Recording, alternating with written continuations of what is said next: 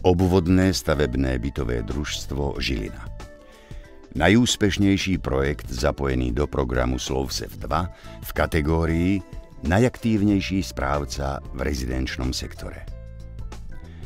Obvodné stavebné bytové družstvo Žilina je združením vlastníkov, ktorí spoločne vlastnia niekoľko bytových domov alebo bytov v Žiline na severe Slovenska, blízko hraníc s Poľskom a Českou republikou. Jeho úlohou je spravovať nehnuteľnosti vo vlastníctve svojich členov. Družstvo je už niekoľko rokov veľmi aktívne na poli zvyšovania energetickej efektívnosti budov.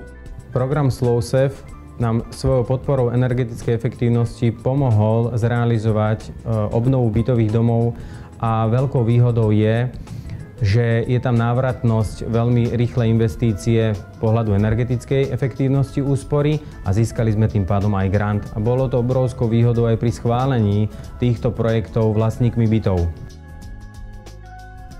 Ten dom už mal skoro 50 rokov, tak teraz keď sa naň pozriete, tak to vyzerá ako novostavba, je to fantastické. Program Slovsev je výhodný aj v tom, že musíme splniť určité kritériá na energetickú efektívnosť a tým pádom po zrealizovaní investície my môžeme veľmi ľahko skontrolovať, pretože súčasťou projektu Slovsev je aj energetický audit a energetický certifikát, čo znamená, že môžeme spätne určiť, či požadované úspory, ktoré v projekte mali byť dosiahnuté, aj dosiahnuté boli, čo sa nám v praxi aj oplatilo. Naša snaha bola ocenená aj teraz a sme veľmi radi, pretože úspory, ktoré realizujeme pre bytové domy, sa realizujú pre vlastníkov a to ocenenie nepatrí len nám, ale celému tímu vrátane projektu Slovsev. Touto cestou chcem poďakovať všetkým zúčastneným na projekte Slovsev a verím, že sa budeme stretávať pri tomto programe aj naďalej.